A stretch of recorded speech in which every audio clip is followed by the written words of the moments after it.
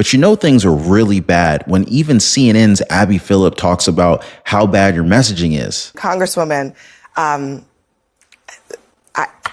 TikTok trend, I don't even know where to begin. I'm not sure why this is necessary. I mean, there is like serious stuff happening in this country, but that seems to be just inviting ridicule.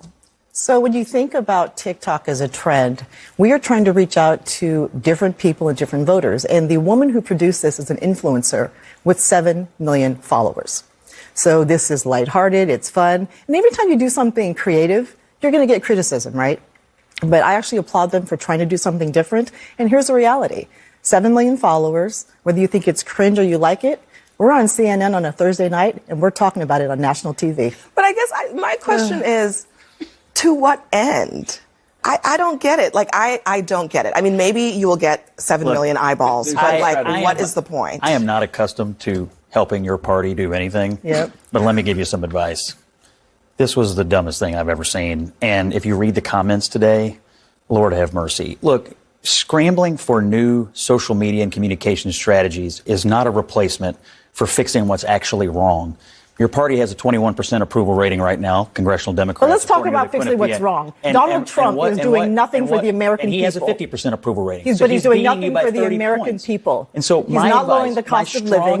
He tells lies. Fix the policy and leave the gimmicks behind. Yes, but like I said, guys, Democrats are not going to quit on these gimmicks. They're just going to keep on doing this stuff because they have nothing when it comes to policy. So they're just going to continue to make cringy videos. House Republicans have been ordered to shut down the government and hurt everyday Americans all across this country. Republican needs to stop playing politics with a government shutdown. Thanks to Republicans, we're less than 48 hours away from a Christmas shutdown. And it'll be their fault that Americans don't get disaster relief. Sunny Hostin really did it this time, guys. The lady from The View basically said that people will die because of President Donald Trump's cuts to Social Security and Medicaid, all because 10 Democrats voted with Republicans to censure Democratic Texas Representative Al Green for the crazy, wild stunt that he pulled disrupting Trump's congressional address. It doesn't matter that President Trump has repeatedly promised that the two programs will not be cut. Democrats and their mainstream media allies, they're still trying to push the narrative that these programs are somehow in danger. You know what, guys? Like, why don't they just start talking about Sunny Hostin's being accused of insurance fraud, receiving kickbacks for performing surgeries and fraudulently billing the insurance company that provides for Uber and Lyft drivers, as well as taxi companies? Even a former ABC insider pointed out how Sunny Hostin's always the first one to jump down a Republican's throat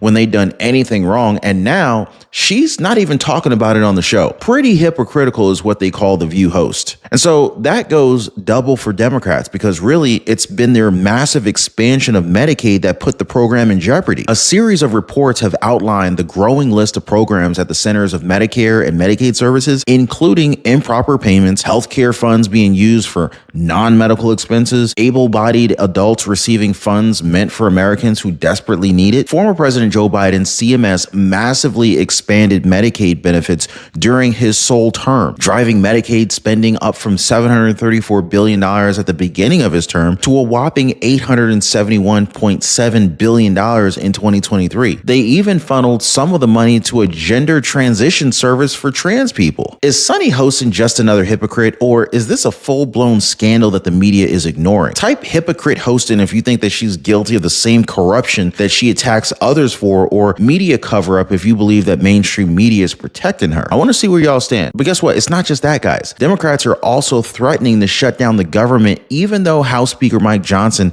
has given them a clean, continuing resolution that would keep the government open. And as he put it, Democrats just don't get the irony. They love to remind the American people of the perils of a government shutdown, but they're opposing a clean CR that would keep the government open. Like, what's up with that, right?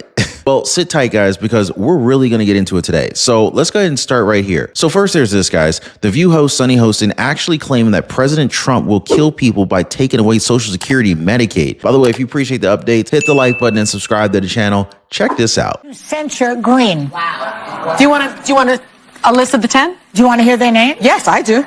Yeah. Why go after them, too? Go after the Republicans. Because they don't know how to fight and be part of an opposition party. Representative Green gave them example, the Democrats are not meeting the moment. It is very clear that Medicaid is on the table. It is very clear that Social Security is on the table. It is very clear that people will die. The baby boomers, the civil rights generation, they knew what they had to do. They were willing to fight and die for their rights. This generation of Congress, they are not meeting the moment. This is an existential crisis. So yeah, they graduated from calling the president a threat to democracy, and they're now just straight up calling him a killer. Never mind that President Trump has said multiple times that he's not going to touch Medicaid and Social Security. Forget all that, right?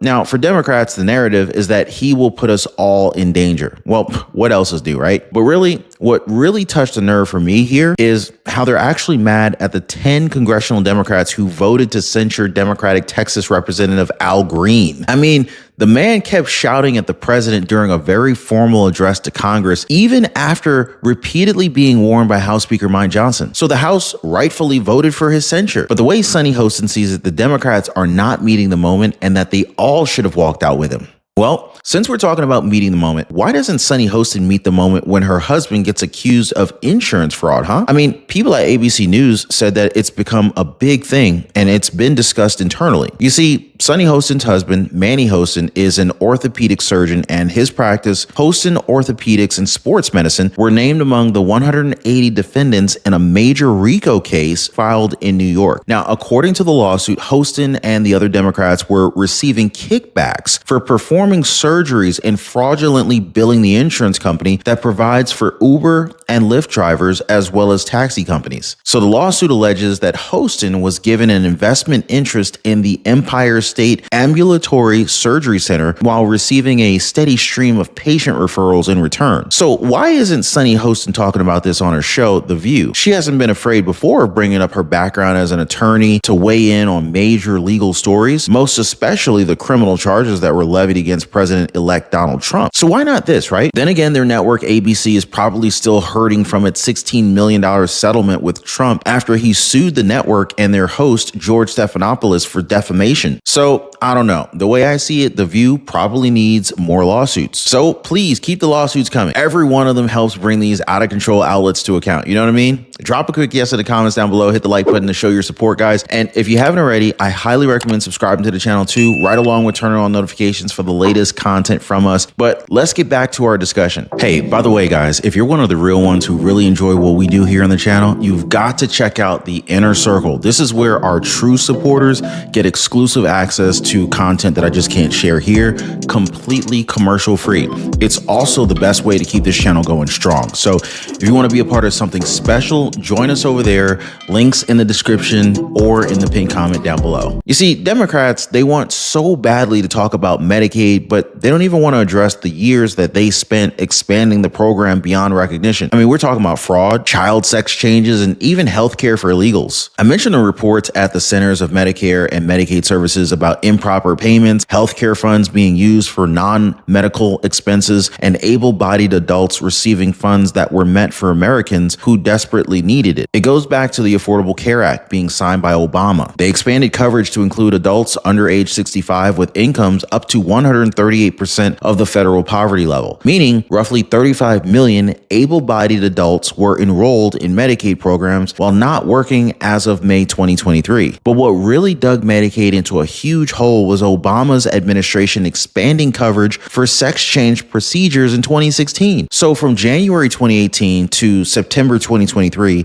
16 states funneled over $165 million to so-called gender transition services. President Biden made it even bigger. The CMS under his administration approved some states' requests to use Medicaid funds to pay for non-medical expenses for some individuals such as rent, air conditioning, and even food. Just one example here. In April 2024, the federal government approved a request from Massachusetts to use Medicaid funds to pay for up to 6 months of temporary housing for eligible families and pregnant individuals who are mass health Health members residing in their emergency shelter system. So really, the question isn't whether Republicans are killing Medicaid, it's whether the Democrats killed it already. I mean, you know what I mean, guys? Then again, their party just seems to be immune to irony. Take, for example, this very straightforward continuing resolution from House Speaker Mike Johnson. It's clean. He says nothing fancy, really, just wants everybody's signature to keep the government going until September. But nope, Democrats prefer the government shutting down and delaying people's Social Security checks instead. Now, here's the irony. When they were the ones that were in power, they just love pinning the blame on Republicans for a government shutdown. I mean, just watch this montage from Fox. Well, the deadline to fund the government is 1 week from today. It's ticking down. And remember, just weeks before Trump took office, this was in December, Democrats accused Republicans of wanting a shutdown. House Republicans have been ordered to shut down the government and hurt everyday Americans all across this country. Republican needs to stop playing politics with a government shutdown. Thanks to Republicans, we're less than 48 hours away from a Christmas shutdown. And it'll be their fault that Americans don't get disaster relief, that Americans don't get their Social Security checks. I want us to take a moment to at least appreciate the fact that we've been able to stop another Republican shutdown of the government. Democrats don't get irony, right? All the tape is about what they're doing right now. It's a lack of principle, and it's very dangerous. A shutdown doesn't behoove anyone, and the fact that they're trying to orchestrate it illustrates what we said earlier in the first block, that they are flailing. They don't have a vision, a platform, a party. It's in disarray. And they don't have anything else to do. So this is a dangerous thing. We are putting a clean CR on the floor early next week, probably on Tuesday. It will fund the government at current levels because that will allow us, as we said earlier, to make sure all the DOGE cuts and all the new innovations are calculated so we can actually use it in the federal budgeting. That's what they're afraid of, Kayleigh. They don't want us to cut down the size and scope of the federal government because they love that, and we don't.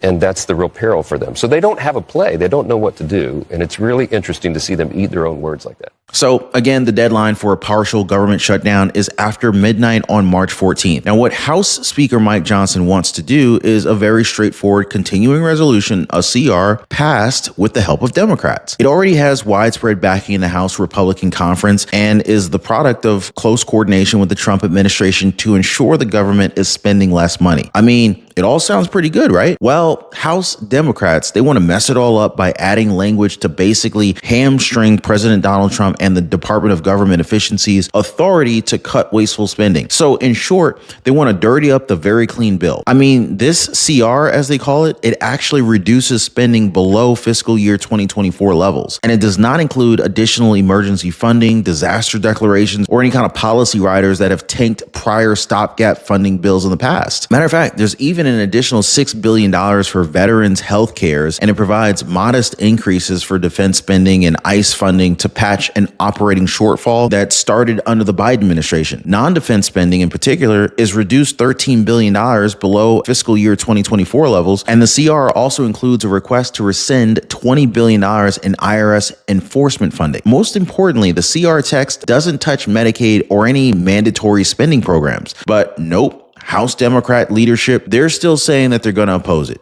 Why? Well, because they said Republicans have chosen to put Social Security, Medicare, Veterans Health, and Medicaid on the chopping block to pay for billionaire tax. They said they cannot back a measure that rips away life-sustaining health care and retirement benefits from everyday Americans as a part of the Republican scheme to pay for massive tax cuts for their wealthy donors like Elon Musk. Medicaid is our red line. Okay, but see, I just said that the CR is not touching Medicaid at all in the bill. I don't even think Medicaid is even like in the bill at all. Like you could do a control find and the word Medicaid, I don't even think it even comes up once. They even had an additional $6 billion for veterans health care. So where are these Democrats coming from with this? And so now with House Democrats just flat out refusing to keep the government going, House Speaker Mike Johnson has to get near unanimity from GOP lawmakers to pass the CR given their 218 to 214 majority. And already Republican Kentucky Representative Thomas Massie announced that he will vote no on a CR. Then again, he usually does vote against government spending bills. He even opposed the GOP budget resolution that narrowly passed the House on February 25th. But seriously, why are Republicans the only ones working in the House? Not to mention this CR will need support from at least 8 Senate Democrats when it reaches the upper chamber. So again, it falls to President Trump to get this job done here. He's already been meeting with the Republican fiscal hawks at the White House to gauge their support for a CR. The House Republicans campaign arm also slammed House Democratic leader Hakeem Jefferies for coming out against the CR. National Republican Congressional Committee spokesman Mike Marinella, he explained it well, saying that House Democrats admitted that they wanted a government shutdown and now they're following through. They're deliberately making our country less safe and less prosperous just to score some political points. House Democrats will always put politics over people. President Trump spoke out on Truth Social too. He said government funding runs out next week and Democrats are threatening to shut down the government. But he's working with the great House Republicans on a continuing resolution to fund the government until September to give them some needed time to work on their agenda. Now, he also added that conservatives will love this bill because it sets them up to cut taxes and spending in reconciliation, all while effectively freezing spending this year and allowing them to continue to do their work to make America great again. He closed by saying, very important, let's get this bill done. Urgent warning, guys. The job market is collapsing. The economy is shrinking fast. Layoffs are skyrocketing. The Trump tariffs are already shaking industries. The media won't tell you this, but most high-paying jobs, they're disappearing. And the ones that do remain, they're soon going to be out of reach. But here's the good news, guys. I've put together a list of 30 plus jobs that pay around $100,000 per year without a degree.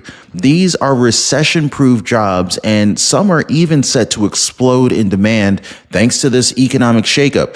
No college degree required, no student debt, just real jobs that pay. But I promise, guys, this list is not going to be available forever. So get it right now. Get it before these jobs are flooded by the competition. I'm going to go ahead and leave a link down below so you can get your free list of the 30 plus jobs that pay over $100,000 without a college degree. So download this list before it's too late. We have to stand up, but not just for science. We need to stand up for trans people who will not be erased.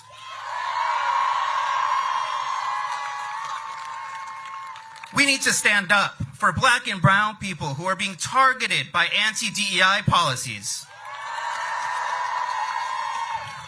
We need to stand up for immigrants who are being threatened with deportation. We need to stand up for Palestinians who are experiencing a genocide.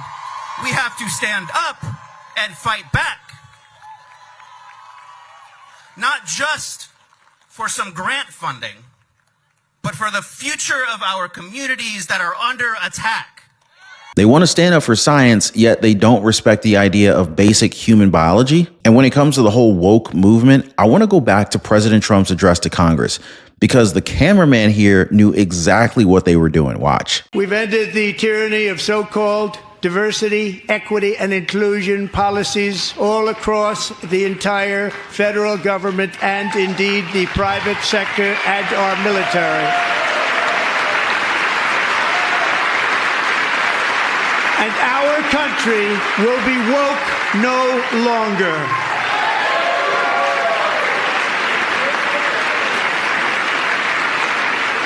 Now, I'm pretty sure that Representative Ilhan Omar didn't expect to be on TV as the president talked about the country not being woke anymore. But if we're talking about being woke, I want to go to the host of The View and how Sunny Hostin is calling for violence against anyone who doesn't support what Democrats are pushing for. Now, you guys might remember that Congressman Al Green got censured recently after he got kicked out, with 10 Democrats actually voting in favor of him being censured. Now, I'm guessing that they too weren't amused with Al Green's constant disruptions. Oh, yesterday, the House voted to censure Green, which inspired this show of unity from some Democrats. Watch this.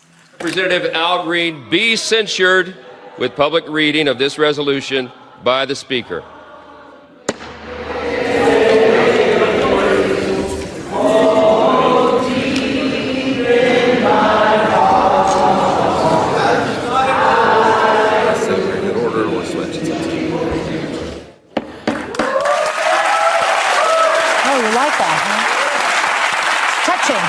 It's touching, but it didn't unite them all because 10 Democrats voted to censure Green. Wow. Do you want a list of the 10? Do you want to hear their names? Yes, I do.